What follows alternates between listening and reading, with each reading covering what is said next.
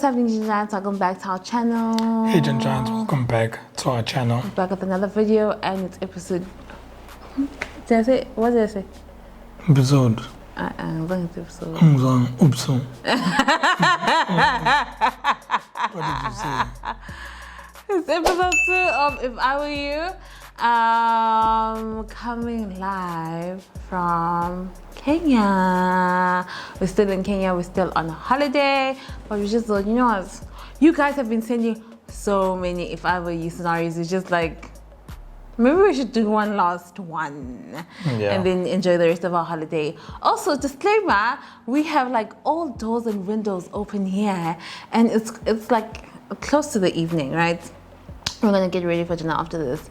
If you hear some waves crashing in the background, please. It's high tide now, also, ne?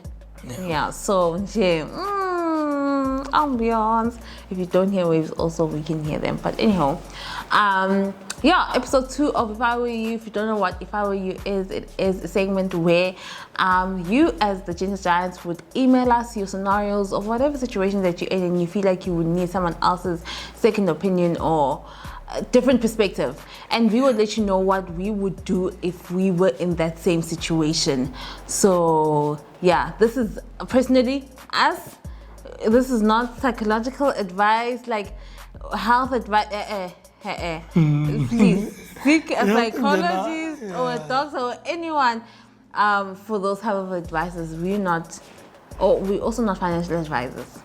I am, but okay. You are guaku.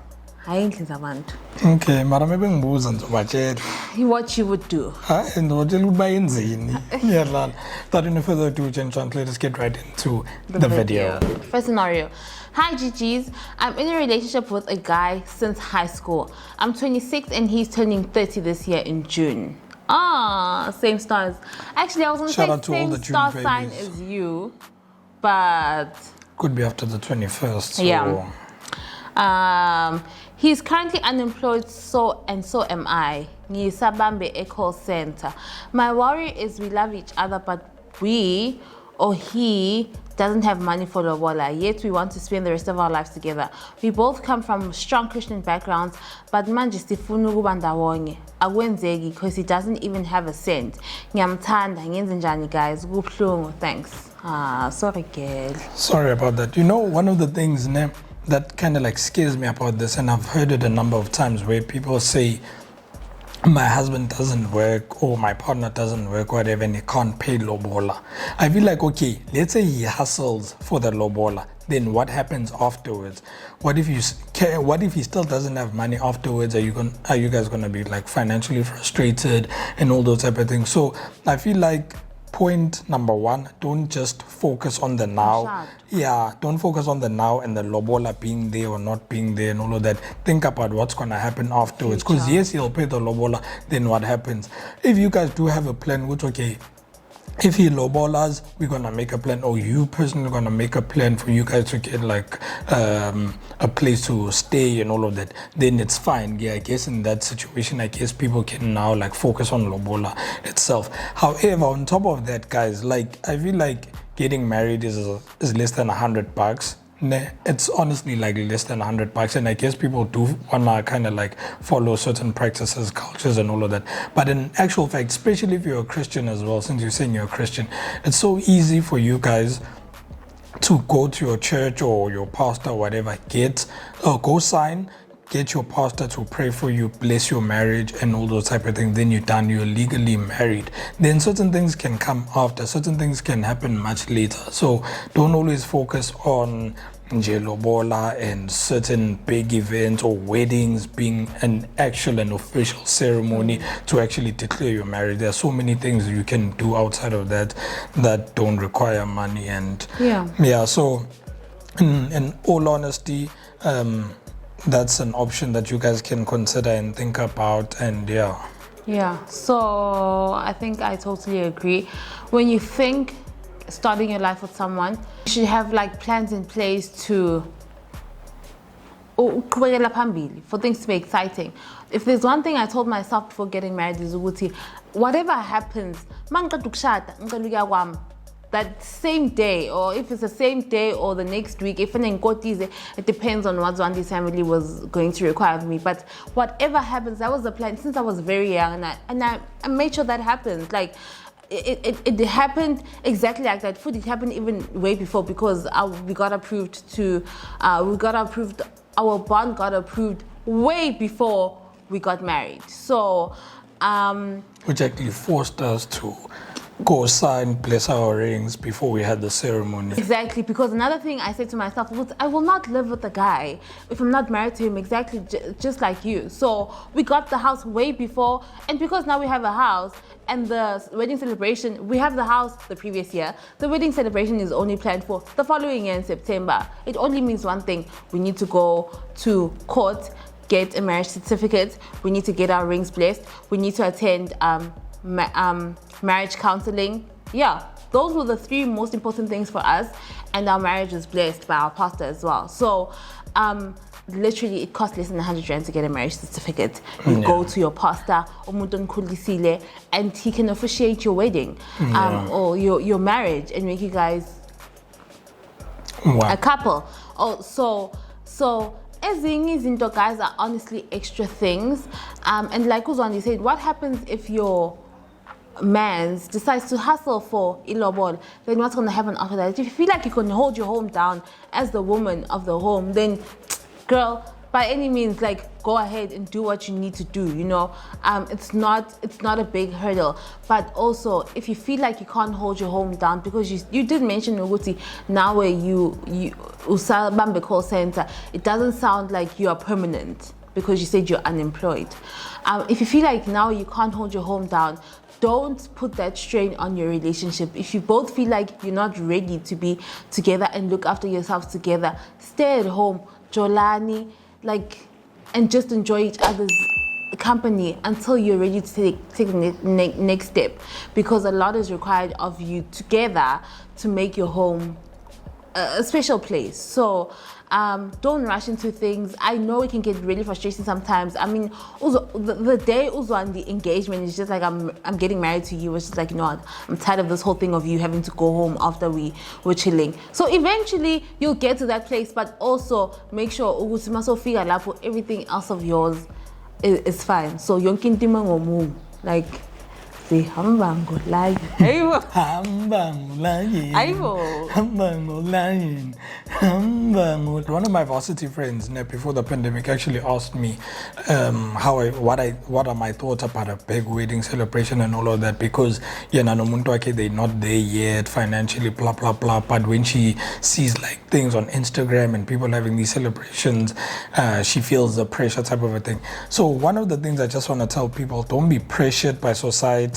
Not just with weddings, but anything else, lifestyle, fashion, clothing, travel. Like, don't be pressured. Yes, be inspired by certain things that you do see on social media, but don't be pressured. Don't be like stressed and just say, yo, you know what, I'm not living a life, like I'm useless if I can't do this and this and all those type of things. So yeah, and I feel like a lot of people got saved by the pandemic, because now people started having smaller weddings and it was okay.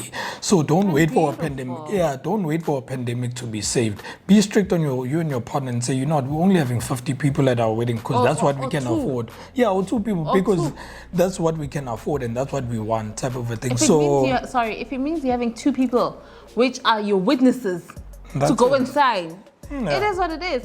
One thing I'm going to advise you is to always stay true to yourself. What you see on Instagram is literally 2% of people's lives. Yeah. It's literally that small. People don't show you everything. We also don't show you everything. You guys fight. And of course we fight, but I mean, according to you, which it is. But you know, you get what I'm saying. Be true to yourself. Be true to your pockets. Be true to Nina. Yeah. But yeah, good? Yeah. Next scenario.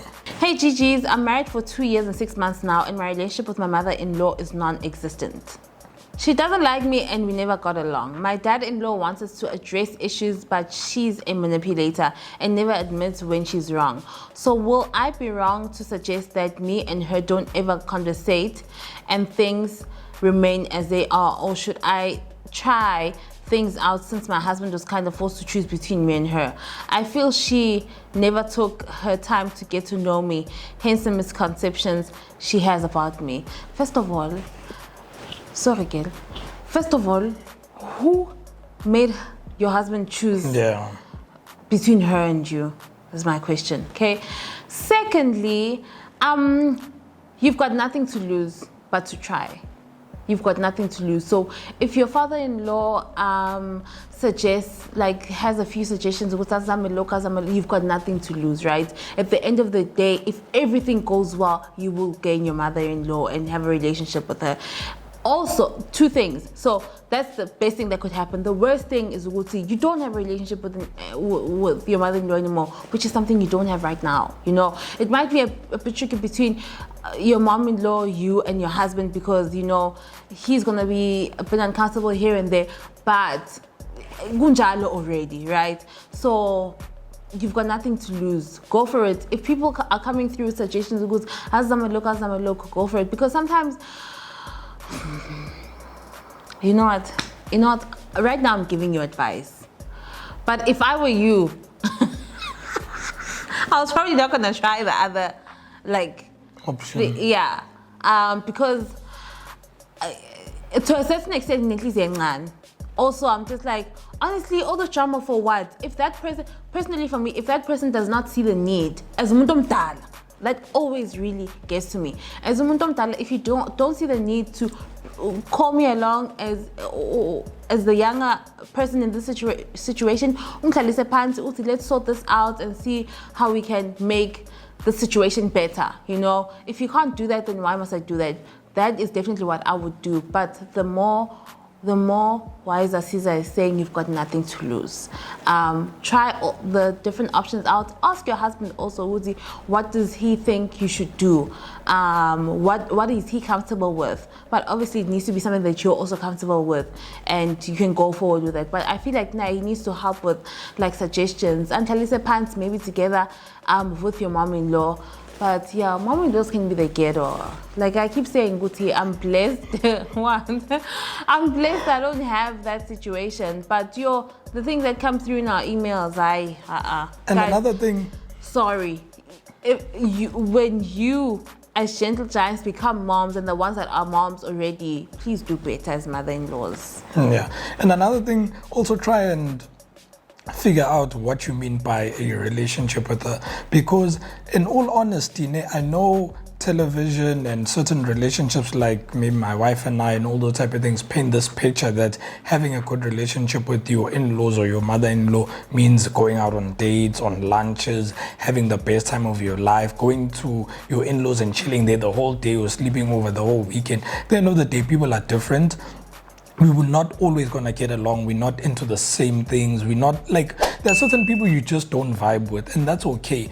But if you want just a civil relationship with, when you go home and visit them, it's all nice, makoti and all of that, and it's a good space, then by all means, I feel like in that scenario, do try the different options for you guys to have a civil relationship, but don't try and force yourself to have like these so-called unrealistic relationships with your mother-in-law and all those type of things. And yeah, at the end of the day, also your partner shouldn't be forced to choose between the mother-in-law and you. And if anything, he always has to choose you. Yeah, because I feel like that's what marriage is all about. It's the child or the husband and the wife leaving the parents to go start their own family. Yeah. So then they would know my mother comes first, my father comes first before my wife, before my husband, doesn't work. And that's why so many relationships and marriages kind of like get messed up, because people feel like, I feel like sometimes don't understand that intricate part of what marriage means, and you leaving your family and starting your own family. It's very difficult, I won't lie, like having to leave your family, but you learn. Sometimes you learn the hard way, but you eventually learn. It's God, it's your spouse, then your kids. Like Mzwandile I always say, with our kids, we need to pray to God all the time. Our kids don't come between our marriage, because especially strangers like they're way late, you know. So it's God, it's your spouse, then your kids. Personally, for us, it should be that way. But I'm not imposing personally for us, and that is exactly what we would do in both situations. So we hope you enjoyed these videos. Let us know in the comment section down below what you would do if you were in these situations. Yeah. So guys, this is honestly the last YouTube video we're shooting here, because really, look at me, look at him. We need to make something with 2 legs. I'm joking. So in the YouTube, thank you so much for watching Channel Giants. We'll see you again with another video.